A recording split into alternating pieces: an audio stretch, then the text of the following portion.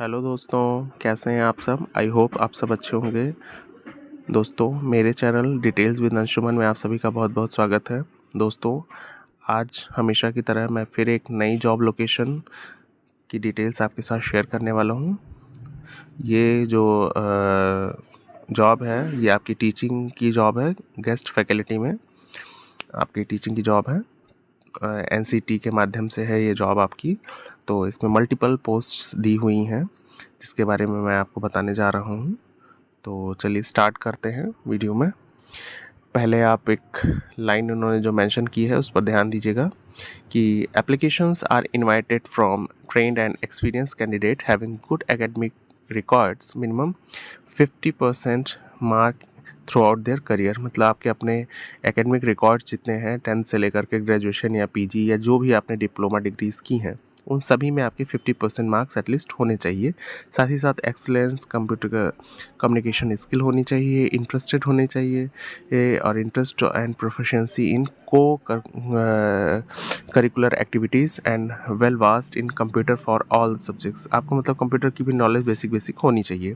साथ ही साथ अब बात कर लेते हैं किस किस तरह की पोस्ट हैं यहाँ पर, क्योंकि आप देख सकते हैं लगभग 20 पोस्ट हैं जो आपकी स्क्रीन पर दिखाई पड़ रही हैं। तो फर्स्ट पोस्ट आपकी जो है वो दी हुई है प्रिंसिपल की, सेकंड है आपकी वाइस प्रिंसिपल की, थर्ड है आपकी PGT English, Hindi, maths, physics, chemistry, commerce, economics, history, political science, physical education, painting, IT, इस तरह की पोस्ट PGT में अवेलेबल है। साथ ही साथ TGT में अब अगर हम बात करते हैं कौन कौन सी सब्जेक्ट की पोस्ट है, किस सब्जेक्ट्स में TGT की पोस्ट है, तो सोशल साइंस है, मैथ्स है, नेचुरल साइंस है, हिंदी है, संस्कृत है, उर्दू है। फिर हम बात करते हैं अगर 5th नंबर पर, तो यहाँ पर PRT है, PRT assistant teacher general. 6th number पर आपके दिया हुआ है music and dance teacher. 7th number पर आपके ड्राइंग टीचर्स। 8th नंबर पर एकेडमिक काउंसलर। 9th नंबर पर कंप्यूटर टीचर्स। 10th नंबर पर स्पेशल एजुकेटर और 11th नंबर पर आप देख सकते हैं नर्स है, लाइब्रेरियन। 12 नंबर पर लाइब्रेरियन। 13 नंबर पर अकाउंटेंट। और अगर हम बात करें फिर आपके 14 नंबर पर तो आपके पेट है। 15 नंबर पर आपके लैब असिस्टेंट हैं।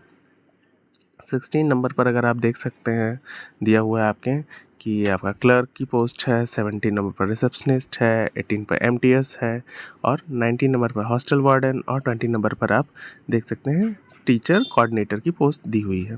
तो इस तरीके से मल्टीपल ऑप्शंस हैं आपके पास। जिस तरह की आपकी एकेडमिक क्वालिफिकेशंस हैं आप उस तरह की पोस्ट में अप्लाई कर सकते हैं। बेहतर अपॉर्चुनिटी है। लेकिन हाँ, जो आपने अभी पॉइंट जिस पर मैंने बात की थी कि आपका ये आपको ध्यान रखना है कि एकेडमिक क्वालिफिकेशन जितनी भी हो सभी में आपके 50% एटलीस्ट मार्क होने चाहिए, फिर आप अप्लाई कर सकते हैं। अब हर पोस्ट के लिए अलग तरह की क्वालिफिकेशन चाहिए होगी, जिसमें एकेडमिक क्वालिफिकेशन आपको ध्यान देना होगा। वो एकेडमिक क्वालिफिकेशन जैसा देखिए नीचे सभी पोस्ट के अकॉर्डिंग दिया हुआ है। पोस्ट नंबर 1 से लेकर के और 20 तक के लिए अलग अलग तरह की एकेडमिक क्वालिफिकेशन है। फटाफट से हम बात कर लेंगे कि किस पोस्ट के लिए कौन कौन सी क्वालिफिकेशंस चाहिए होगी। बहुत ज़्यादा डिटेल में नहीं जाएंगे वरना वीडियोज़ बहुत ज़्यादा लंबी हो जाती हैं।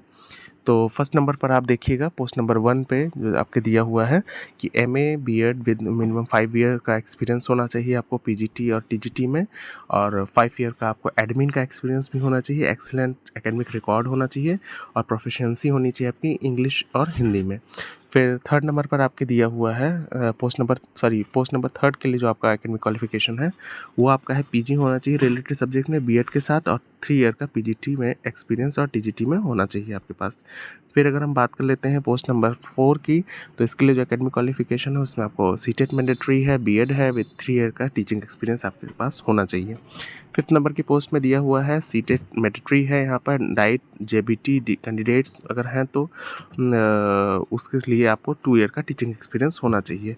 फिर अगर हम 6 नंबर पर बात करें, 6 नंबर की जो पोस्ट है उसके लिए डिग्री होनी चाहिए आपका रिस्पेक्टिव डिसिप्लिन में विद 3 ईयर का एक्सपीरियंस होना चाहिए। फिर इसी तरह से 7th नंबर पर आप देख सकते हैं लिखा हुआ है कि 7th नंबर की पोस्ट के लिए जो आपको एकेडमिक क्वालिफिकेशन चाहिए वो है graduation in respective discipline with 2 year experience, and 8th number पर PG होना चाहिए आपका साइकोलॉजी में, 2 ईयर का एक्सपीरियंस होना चाहिए। इसमें फीमेल कैंडिडेट्स अप्लाई करेंगी क्योंकि उनको प्रेफरेंस मिलने के लिए यहाँ पर बोला गया है, ब्रैकेट में दिया हुआ है। फिर 9th नंबर की पोस्ट के लिए अगर हम देखें तो एकेडमिक क्वालिफिकेशन जो मांगी गई है वो है BCMCA candidates with 2 year experience, मतलब कैंडिडेट को 2 साल का टीचिंग एक्सपीरियंस होना चाहिए। और साथ ही साथ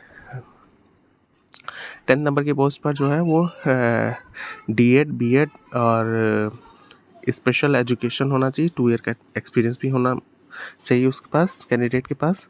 फिर 11 नंबर की पोस्ट के लिए देख रहे हैं female A.N.M G.N.M with 2 year experience as a staff nurse आपके पास होना चाहिए। फिर 12th नंबर पर आप देख सकते हैं B.Liv होना चाहिए आपके पास, और 2 ईयर का एक्सपीरियंस भी इस पोस्ट के लिए होना चाहिए। फिर आप देख सकते हैं कि 13 नंबर पर देखिए, 13 नंबर की पोस्ट के लिए आपको कॉमर्स से ग्रेजुएट होना चाहिए, PG भी होना चाहिए और 3 साल का एक्सपीरियंस भी मांगा गया है। फिर 14 नंबर की पोस्ट के लिए अगर हम देखें तो B.Ped M.Ed और पार्टिसिपेटेड होना चाहिए आपको आउटडोर इंडोर गेम्स में, एटलीस्ट स्टेट लेवल तक आप गेम में गए हों और आपने पार्टिसिपेट किया हो। मेल और फीमेल दोनों तरह के कैंडिडेट्स इसमें अप्लाई कर सकते हैं। 15 नंबर की पोस्ट के लिए जो आपका एकेडमिक क्वालिफिकेशन चाहिए होगा वो है 12th पास कैंडिडेट होना चाहिए, मिनिमम 2 ईयर का एक्सपीरियंस होना चाहिए और maintaining secondary levels school science lab, मतलब सेकेंडरी लेवल के स्कूल साइंस लैब के मेंटेनेंस का आपके पास 2 ईयर्स का एक्सपीरियंस भी होना चाहिए, आपने काम किया हो।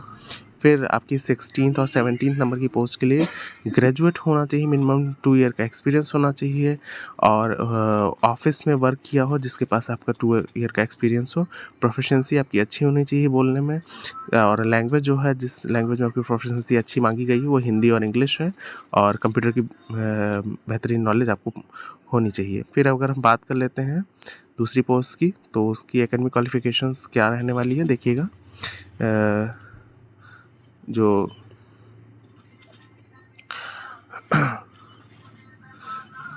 अब आप देख सकते हैं ये आपका जो जॉब डिटेल है उसके लिए आपकी पोस्ट नंबर 18 के लिए आपने देखा।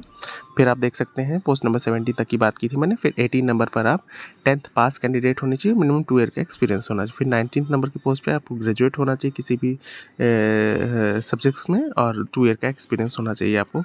हॉस्टल वार्डन के रूप में आपने काम किया हो कहीं पर भी। फीमेल कैंडिडेट्स को प्रेफरेंस दिया गया है। फिर पोस्ट नंबर 20 के लिए अगर एकेडमिक क्वालिफिकेशन चाहिए तो PG होना चाहिए किसी भी डिसिप्लिन में, और 5 ईयर टीचिंग एक्सपीरियंस बट और गुड कम्युनिकेशन होना चाहिए आपके पास। ऑर्गेनाइजिंग एंड लीडरशिप होनी चाहिए आपके साथ, ये स्किल भी आपके पास होनी चाहिए। तो इस तरीके से कैंडिडेट्स जो हैं, अगर आपके पास इन तरह की क्वालिफिकेशन है तो आप अप्लाई कर सकते हैं इस जॉब के लिए। बहुत ही बेहतरीन अपॉर्चुनिटी, क्योंकि ये जो जॉब है ये आपकी गवर्नमेंट ऑफ NCT दिल्ली के through department for the welfare of SC ST OBC minority की तरफ से है। तो आपको जो पे स्केल मिलने वाली वो भी अच्छी मिलेगी, और जॉब लोकेशन भी अच्छी है। बेहतरीन अपॉर्चुनिटी है क्योंकि मल्टीपल पोस्ट यहाँ पर अवेलेबल हैं। जिस तरह की आपके पास एकेडमिक क्वालिफिकेशन हो आप उस तरह की पोस्ट के लिए अप्लाई कर सकते हैं, ठीक है। और जो जहाँ पे NCT के जो कॉलेज जिस स्कूल से वैकेंसी आई उसका नाम आप देख सकते हैं, नीचे मेंशन है। तो यहाँ पर आप उस जॉब के बारे में भी देख सकते हैं कि Kalinga institute of social science Delhi से पोस्ट आई हुई है सारी। गवर्नमेंट सीनियर सेकेंडरी रेजिडेंशियल ये स्कूल है, रेजिडेंशियल स्कूल से है ये वैकेंसी। तो आप इसमें ज़रूर अप्लाई करें। और साथ ही साथ कुछ और भी नोटिस नीचे लिखी हुई है, उसको हम फटाफट से देख लेते हैं कि candidates from Dwarka and near by area shall be a given preference. मगर अगर कहने का मतलब है कि इस इंस्टीट्यूट के आसपास जो द्वारिका और इन सब एरियाज़ के लोग हैं उनको प्रेफरेंस दिया जाएगा। वैसे आप अप्लाई कर सकते हैं ऑल इंडिया कैंडिडेट, अगर ऑल इंडिया से अगर हैं तो कहीं से भी आप इंडिया के किसी भी कोने से हैं तो आप एप्लीकेशन डाल सकते हैं, लेकिन यहाँ के लोगों को प्रेफरेंस दिया जाएगा।